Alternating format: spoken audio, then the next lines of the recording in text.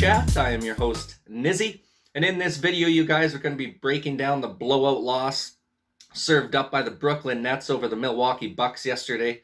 Absolutely embarrassing for Giannis and the Bucks. I mean, it doesn't get much more embarrassing than that, you guys. Final score of 125-86. The game was already over in the first half.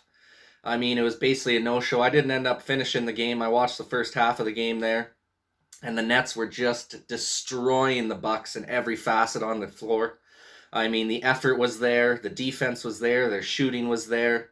I mean, the Bucks had no answers. It just looked like it was two different levels. It looked like a G League team playing against an NBA team. I mean, it was an atrocious performance for the Bucks. I mean, they're back on their heels now, man. They should be very nervous. It could be a quick 4-0 series if they don't turn the ship around quickly.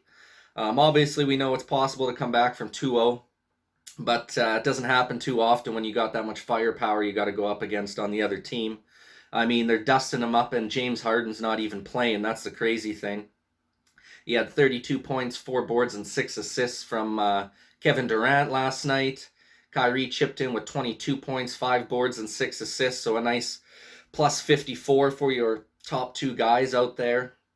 A little bit quiet night for Blake Griffin. I think he only had 8 points and 7 boards, but he only played 25 minutes because it was such a blowout. They didn't need him to have a lot of run time on the floor. The bench for Brooklyn, too, has been outstanding so far. 38 bench points last night. They ended up outscoring the Milwaukee Bucks bench by a score of 38-26 to take a 2-0 series lead in this playoff series here.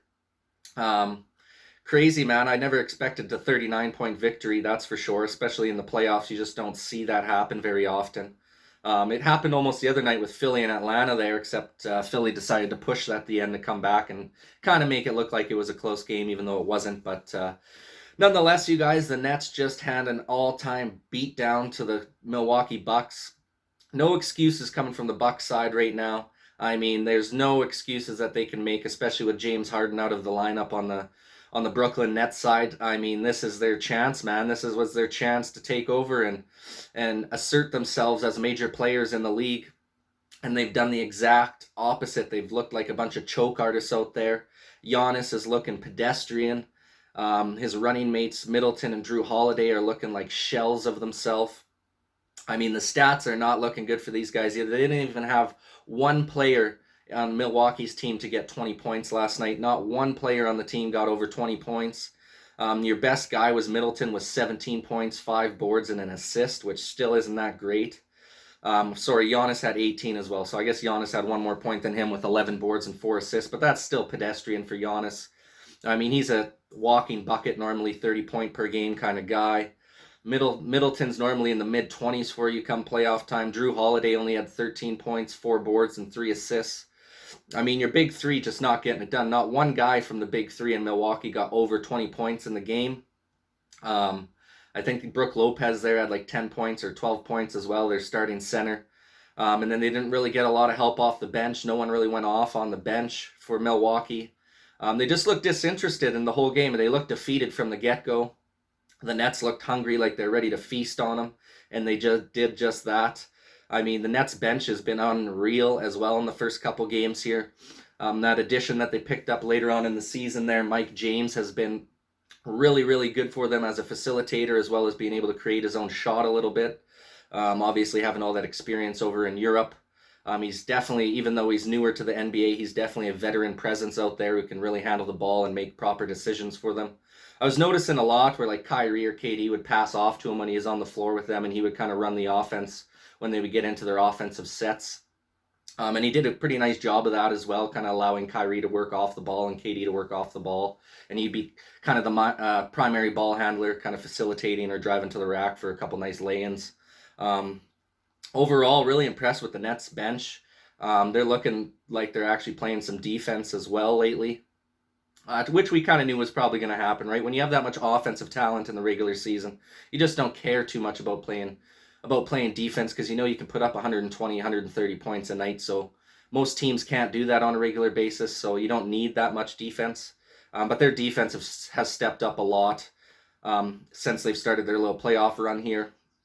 And Milwaukee has just fallen off a cliff. I mean, 0-2 hole.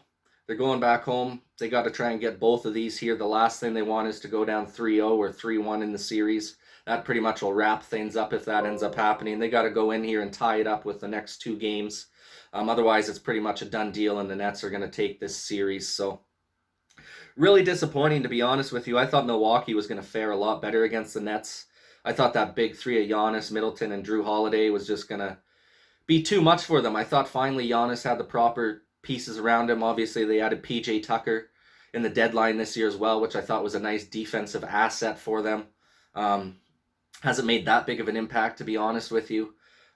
They got all the pieces there. They just got to put it together. They got to play a little more hungry, play a little more desperate, like, they're playing for their playoff lives here. You haven't seen that out of Milwaukee yet. So we'll have to see what happens when they go home. I would expect a lot better games coming up in the next 2. One more blowout and it's over. I mean, if they get blown out again in Game 3, they're just going to be a no-show in Game 4. So we'll have to see what happens. You guys, let me know what you think in the comments section down below. What do you think of the game last night? You think it's over for the Bucks? What do you think the Nets' chances are of winning it all this year? They're looking like they're primed for a good run here to the finals.